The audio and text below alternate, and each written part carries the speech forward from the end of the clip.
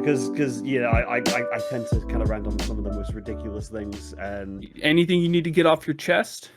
not specifically, because I would Yeah. assume you want me back in here in this podcast at some point, and if I decide to go on a tangent for 5 minutes, Go I on a imagine tangent. I've never even. I do. But I don't You know. should- It's like- But I don't know what to go on a tangent about. Have you not seen what I go on tangents about? I just fucking riff. Let it go. What's your least favorite thing about Kingdom Hearts? I would go on a tangent about. Do it. All right. Let me talk about why I hate 358 over 2 days. I will tangent this to hell and back. I will do this because. Okay, All right, go for it. So this was the first Kingdom Hearts game that came out after 2. After 3 years after 2 came out, this was the next chapter in there. So it was kind of a big deal. It was also kind of a spin-off towards, we get to see what the organization was doing in between 1 and 2. Seems like a pretty cool concept. The problem is they've decided to completely change the entire bloody ecosystem and the design of the games. In the previous titles, even in Chain of Memories as well, the entire point was you visit an area once or twice in some cases to do a certain story or take part in an event or something like that. But in bloody 358 over 2, you're forced to go to the same locations ad nauseum. There's even missions where you just have to look at, let's say, a stall in Agrabah, or you look like at a plant in Halloween Town. And you're like, that's interesting. I gotta write that down in my handy dandy Blue's Clues notebook. I'm sure the organization will clearly have some kind of usage to this skeleton creature called Jack Skellington trying to think about what the hell Christmas is or something. That's going to be crucially important. But no, it's not, because a lot of what you do in the world is mostly inconsequential at that point, and the music they do, it doesn't compare, because for some reason trying to put a PS2 kind of MIDI soundtrack onto a DS was a terrible decision, and all the trumpet sound horribly. God, I can't even.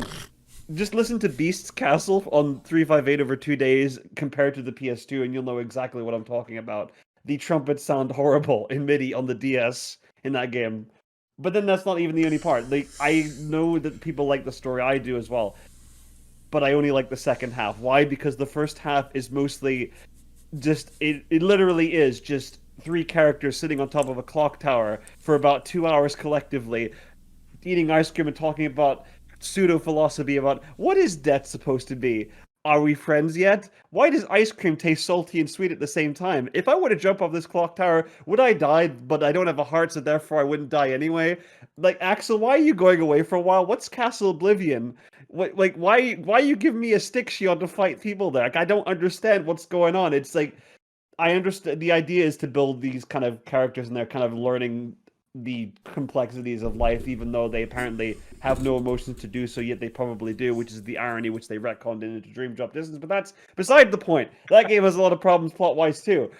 But no, the second half is a lot better, because at that point it starts tying into the actual canon. Riku gets involved in it in a big way.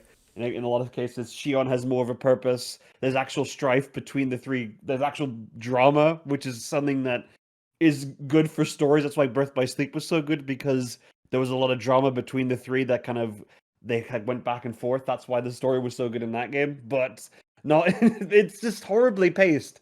358 over 2 days. I mean, pretty much nothing happens for the first 176 days anyway, which is around half at that point anyway. But then we get into the combat system, and good God, did they mess this up too. All right, so in previous games there, you leveled up normally with getting experience points. You gain abilities based on the stats that you choose at the start of the game. You have some party members with you that you're able to customize. Pretty handy stuff, very easy to get. But for some reason in 358, they decided to overcomplicate things. So I can understand them liking the card-based system in Chain of Memories. I do too. I think that's actually a good means to customize it, even though there was a lot of randomness to what cards you get, which really ruins with that. In that side of things, even in Recom, the same problem kind of still persists. But in 358, you're dealt this grid-based system. I like to assume that the team who made this Resident Evil 4, that game's pretty neat. Their whole grid-based inventory system. Let's make that our entire leveling system, completely going against the point that was just for equipment. So in order to gain levels, you have to put them inside slots like items, or if you want to multiply them to level up even more, you have to have these Tetris pieces and then put them in there for like one level increases them by 4, or one can increase them by 3. But then you have to put item slots in there too, and sometimes they can take multiple spots. So then you have skills to put in too, and magic spells, those take up slots too, and it just you have to constantly keep going back there and setting things up over and over again. It just is a massive nightmare because you have to change so much. You're spending so much time in menus. You may need to kind of grind to get certain abilities, and then you realize, oh wait, I don't have the right ability after in the first place, so I have to go back and do that again. And then there's some of the bosses which are just massive, massive damage sponges. The less I say about that bloody vulture in Neverland, which they brought back in Kingdom Hearts, brought back in Kingdom Hearts 3 for some reason. I have no idea. The Kingdom Hearts 3 one's good. I like. Yeah, but I don't know why they'd remind me of those repressed memories of that point. I don't know why. That's exactly why they're like, we fucked up. Let's see if we can leave it. What was worse, the vulture or like the big that monster in Nightmare in Halloween Town where you had to attack its legs first? That was annoying too, because again you could get sucked up into that too. The magic, did you have to attack it with magic then physical attacks, or physical attacks then magic? You had to attack its like branches on the side before it could be was opened fucking bullshit. It was, and the vulture was long and tedious. They were both long and tedious. See, I don't know which one was worse. Which is why I think the end game is so good, because the bosses actually got good. I mean, the whole fight with Shion, like that 4-phase fight, is like masterwork practically. And then you have to actually recreate the fight in Kingdom Hearts 2 between Roxas and that was and epic. Riku. No, yeah, that stuff's good. That's why I said the end game is a lot better, because it was hype as fuck. The bosses are better. Sorry, Mikey. What? No, go.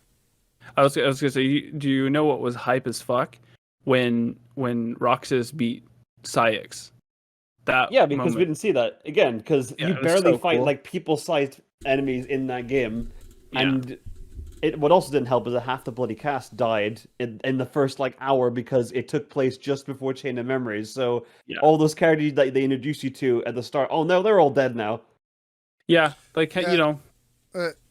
unless they want to retcon it. It's like, oh, we have their data, so here you can hang out with their data. I don't fucking know, but the multiplayer was pretty cool.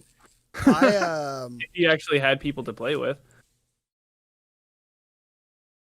Oh, hold on. But I think that's what the problem is too. They based it off a mission-based progression system because they tacked on multiplayer. And that was the wrong choice to make. The mission-based progression system is because it was on a handheld. Okay. It's the same reason they made Odyssey the way they made Odyssey. I got to the Vulture and I quit because it was so fucking annoying. It was pretty bad. I literally, that's where I stopped playing on 356 over 2. I was like, yep, nope, fuck this. Get a joystick. Play it on a 3DS with a joystick. It doesn't matter. I played it on a freaking. I think I emulated the thing with the DualShock 4. It doesn't freaking help because it's only 8 cardinal directions. You could use a freaking trackpad, like that Steam trackpad thing, and it will still only register 8 directions because that's all the D-pad could do. Yeah. It's still it's not gonna hurt as much.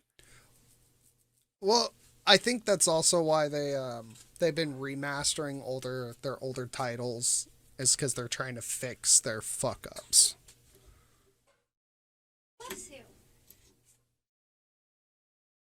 Because even the story in the redone version of 358 over 2, the cutscene one, even the first half of that is slow because it's mostly just let us put text calls in between important scenes, and and they cut out all like the action scenes things there. Yeah, Darkseid was killed in one attack, for example, by Shion at one point. Oh my god! Like they didn't do any action scenes, but then they added an action scene as DLC, which was really good, by the way. Do you remember that? Do you know how Kingdom Hearts is going to end? Because I do. This is exactly what's going to happen. It's going to go back to the island. Sora's going to wake up as a little boy and be like, that was all a dream. Oh, that'd be hilarious. I can tell you right now that's not what happens. What's actually going on in...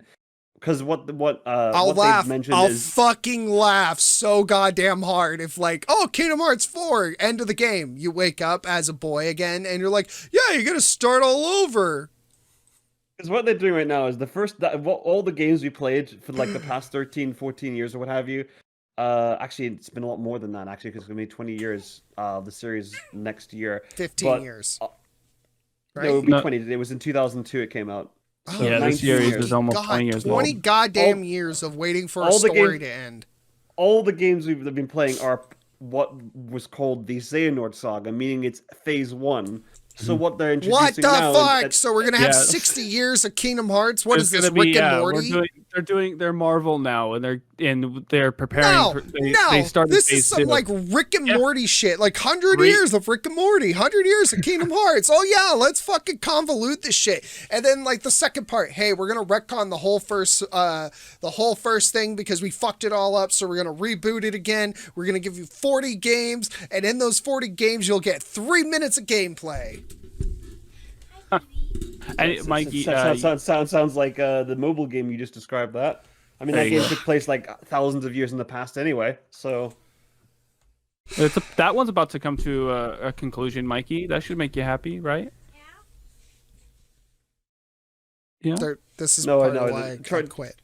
I have a hard time trying to catch up with Union Cross myself. In all honesty, yeah. I played Union Cross because I liked it for a while, and then I got like partway through the story, and I was like, okay, I'm bored of this. Yeah, the story is, I haven't been following. I just found out that like Unchained Key was about the foretellers, and then after that, the reason like when it changed into Union Cross, the story changed. Like they added these new characters, and they're actually in this data world, and they're trying to use these pods to escape. And these pods are how they make you time travel, and they cause you to lose your memories. That's how Ventus is in the present. That's how Marluxia and Larxene are in the present and none of them remember Union Cross. It's because they went into this Arc machine from Kingdom Hearts 1. Do you remember the Arc machine in Kingdom Hearts 1? Yeah, you mean the one that they teased like in Melody of Memory as well? With Kairi? Yes, with Kairi. Yeah. So yeah, they used that machine to escape, but it made them time travel and forget everything from Union Cross. But I thought you could only time travel with just leaving your body behind, but only going with your heart. Because don't tell me they retcon that too from Dream Drop Distance. The moment it's all retcon. They're just retconning. There is another method of time travel, and it involves using this Arc machine. Oh shit! Hey guys, I gotta take Taylor to work, so I think this would be a good spot to call the podcast. All right, this has been fun. We got a tangent out of Seamus. Shut up. Good one. I almost called him Seamus. I cannot believe that you managed to get me talking about 358 and its failures for like 5 minutes. I was getting kind of livid. So you managed to actually get a rant out of me. I'm impressed.